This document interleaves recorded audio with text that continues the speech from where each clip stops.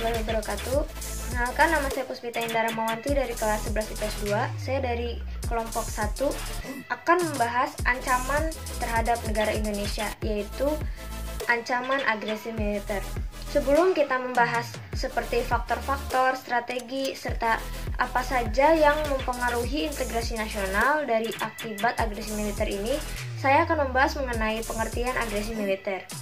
Agresi militer adalah tindakan pengrusakan barang, tempat, atau bahkan orang yang dilakukan secara destruktif melalui kekuatan militer bersenjata, yang mana pada umumnya agresi militer bertujuan untuk merebut kedaulatan sebuah negara atau teritori.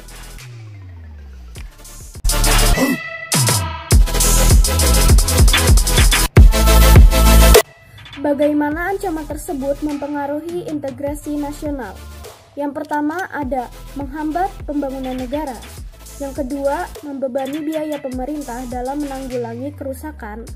Yang ketiga, ada membuat situasi menjadi tidak kondusif.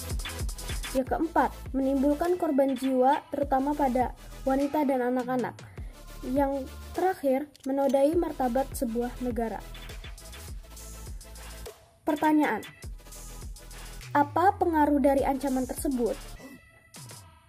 Pengaruh dari ancaman tersebut menyebabkan ketidakstabilan dari politik, keamanan, hingga perekonomian akan memiliki kemampuan untuk membuat pecahnya negeri antara satu dengan yang lainnya.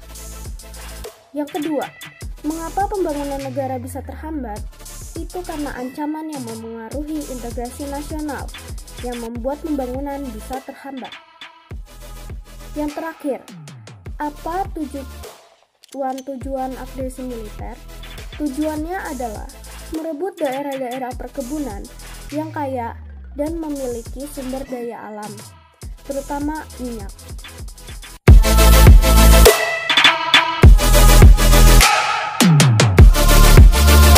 Kemudian ada faktor biologis.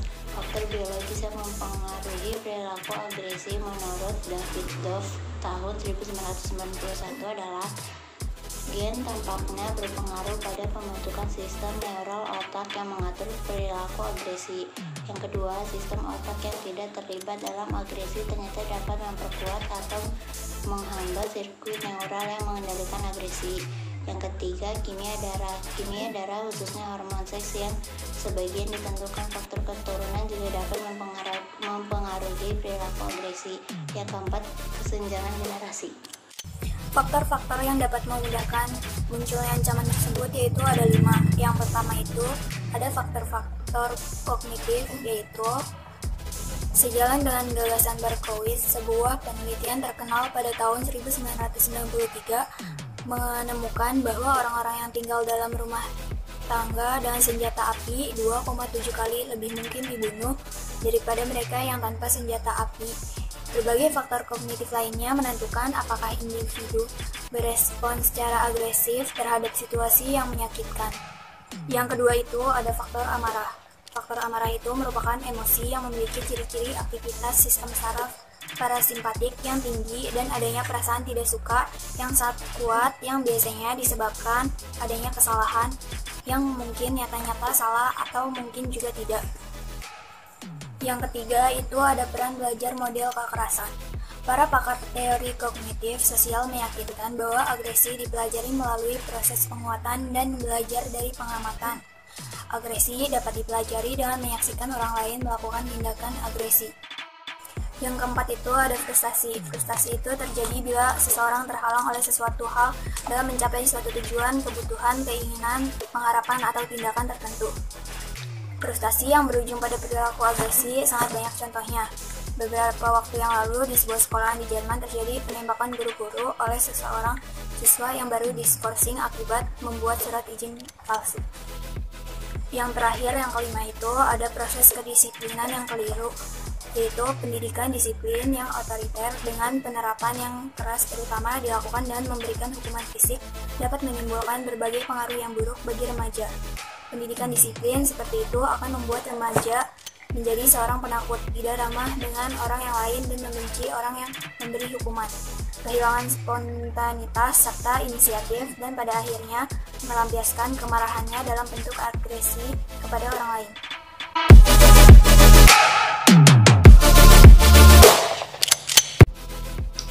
pencegahan dan pengendalian agresi militer.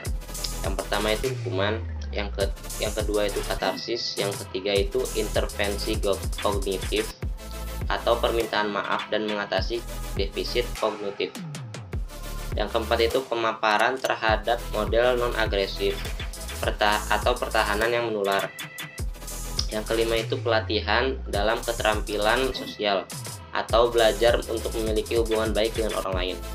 Yang keenam itu respons yang tidak tepat, sulit untuk tetap marah jika Anda tersenyum. Terima kasih. 7. Memperketat perbatasan dengan negara lain. 8. Menanggulangi dan mengatasi ancaman militer dalam negara seperti tawuran.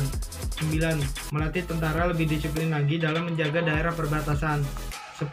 Agresi militer harus dihadapi dengan strategi pertahanan dalam kerangka operasi militer perang dengan pengerahan segenap kekuatan nasional.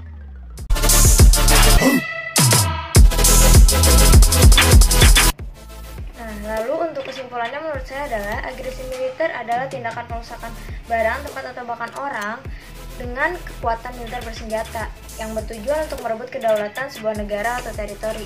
Nah, salah satu akibatnya itu adalah dapat menghambat pembangunan negara, menodai martabat sebuah negara, dan menimbulkan korban jiwa.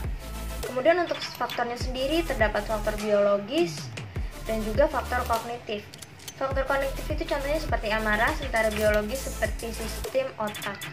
Kemudian untuk pencegahannya sendiri dapat melalui hukuman atau jalur hukum. Kemudian bisa juga dengan melatih tentara agar lebih disiplin kembali. Dan agresi militer harus dihadapi dengan strategi pertahanan dalam kerangka operasi militer perang dengan pengarahan segenap kekuatan nasional.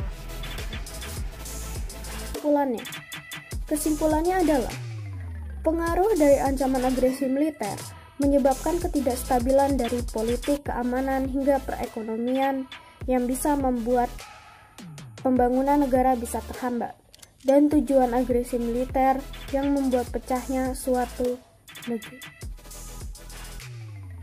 Kesimpulannya menurut saya adalah agresi merupakan tingkah laku pelampiasan dari perasaan frustasi untuk mengatasi perlawanan dengan kuat atau menghukum orang lain yang ditunjukkan untuk melukai pihak lain secara fisik maupun psikologis pada orang lain yang dapat dilakukan secara fisik maupun verbal. Kesimpulan dari ancaman terhadap militer yaitu adalah mewaspadai ancaman terhadap integrasi nasional dapat dilakukan dari mana saja karena ancaman integrasi nasional bisa datang dari luar maupun dari dalam negeri Indonesia sendiri dalam berbagai dimensi kehidupan. Ancaman militer dapat berupa agresi atau invasi, pelanggaran wilayah, pemberontakan bersenjata, sabotase, spionase, aksi teror bersenjata, dan ancaman keamanan laut dan udara. Sedangkan ancaman non-militer dibagi menjadi ancaman di bidang ideologi, politik, ekonomi, dan sosial budaya. Jadi kesimpulan dari agresi militer itu adalah agresi militer adalah tindakan pengerusakan barang, tempat, atau bahkan orang yang dilakukan secara destruktif. Dan juga ada ancaman seperti menghambat pembangunan negara, membuat situasi menjadi tidak aman dan kondusif. Dan juga ada faktor-faktor yang membuat ancaman tersebut ada seperti amarah dan sebagainya. Dan juga cara atau pengendalian agresi militer itu dengan cara hukuman, katarsis, dan lain-lain. Terima kasih. Kesimpulan, ancaman merupakan setiap usaha dan kegiatan baik dari dalam negeri maupun luar negeri yang dinilai dapat membahayakan kedaulatan, keutuhan, dan keselamatan suatu negara.